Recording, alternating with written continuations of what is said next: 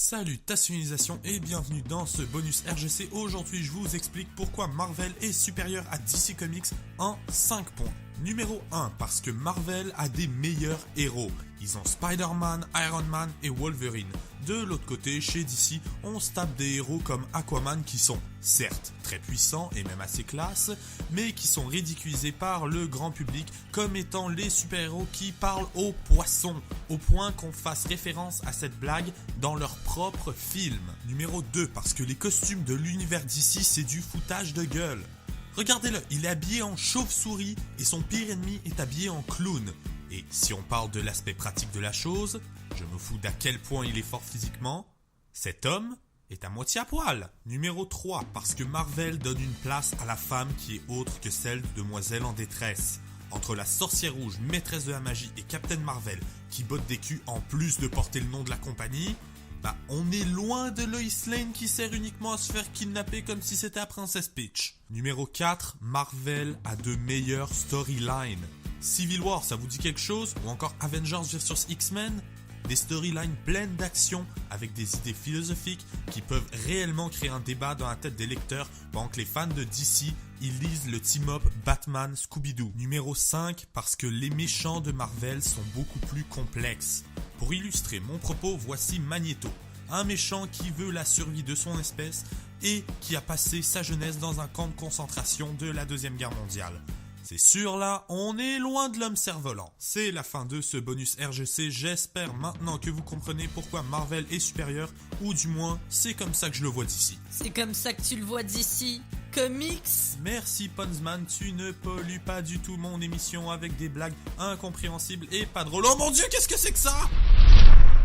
Salty, tu fous quoi? Pourquoi il y a un portail dans mon salon? C'est pas moi cette fois, c'est une faille spatio-temporelle. Tu l'as ouverte en vantant les mérites de Marvel au détriment de DC. Mais si tu sautes dedans, tu pourras rectifier le tir et ainsi rétablir l'équilibre des forces, sans quoi l'univers sera détruit. Bon j'y vais. Tu es vraiment irresponsable. Tu vas vraiment prendre le risque de laisser l'univers périr et... Attends quoi? Tu vas sauter dans la faille spatio-temporelle juste comme ça? Bah ouais. Une faille spatio-temporelle s'ouvre pour toi, tu sautes dedans, c'est logique. Tu pourrais au moins essayer de te poser des questions, hésiter, je sais pas moi. Bon, tu veux que j'y aille dans la faille spatio-temporelle ou tu veux prendre ma place dans la faille spatio-temporelle? Bon, ok, vas-y, dans ta faille spatio-temporelle. Bon, je dois retourner au début de la vidéo pour vanter DC Comics au détriment de Marvel. Allez tout le monde, on se retrouve de l'autre côté.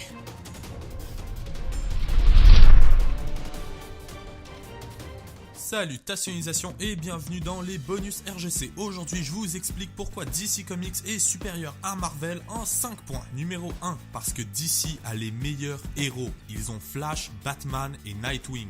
De l'autre côté, chez Marvel, on se tape des héros comme Hawkeye qui ont des compétences de combat et même sont assez classes certes, mais qui sont ridiculisés par le public comme étant les Avengers qui se battent avec un arc et des flèches au point qu'on fasse référence à cette blague dans leur propre film.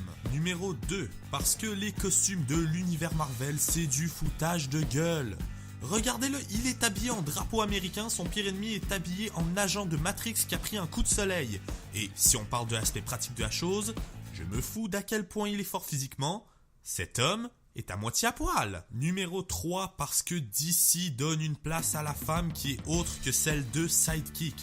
Entre Zatanna, maîtresse de la magie, et Wonder Woman qui botte des culs en plus d'être une Amazone et la fille de Zeus, on est loin de Black Widow qui n'obtient basiquement aucune reconnaissance dans le MCU à mon sens, malgré le fait que ce soit quand même une Avenger. Numéro 4, DC a de meilleures storylines. Killing Joke et Flashpoint Paradox, ça vous dit quelque chose? Des storylines pleines d'action et de rebondissements qui font que le lecteur est étonné après chaque page, pendant que les fans de Marvel, ils lisent la version porcine de Spider-Man. Numéro 5, parce que les méchants d'ici sont beaucoup plus complexes. Pour illustrer mon propos, voici le Joker.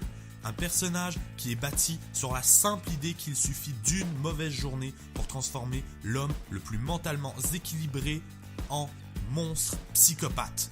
C'est sûr là, c'est pas Stiltman. Oh mon dieu, Daredevil a vraiment des méchants horribles. Oh, qui a écrit ça? Pourquoi? C'est la fin de ce bonus RGC, j'espère maintenant que vous comprenez pourquoi DC est supérieur, ou du moins, c'est comme ça que je le vois Marvel. C'est comme ça que tu le vois Marvel Comics? Je sais pas pourquoi, mais j'ai l'impression que ce jeu de mots marche beaucoup plus avec DC qu'avec Marvel.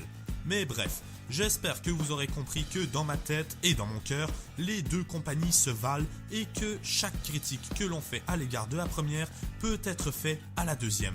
Oui, l'univers DC est plus sombre, oui, l'univers Marvel essaye plus de faire de l'humour, mais c'est pas grave, c'est l'identité des deux univers. En plus, c'est juste mon avis, libre à vous d'avoir votre propre avis et de le poster en commentaire s'il vous plaît. On entend souvent que Marvel et DC se détestent. C'est pas vrai, les deux compagnies travaillent souvent ensemble au point de créer un univers amalgame où on peut même retrouver un Batman Wolverine. Comment on ne peut pas aimer un Batman Wolverine? Tu peux pas, c'est Batman et Wolverine. Batman avec des griffes en adamantium de Wolverine.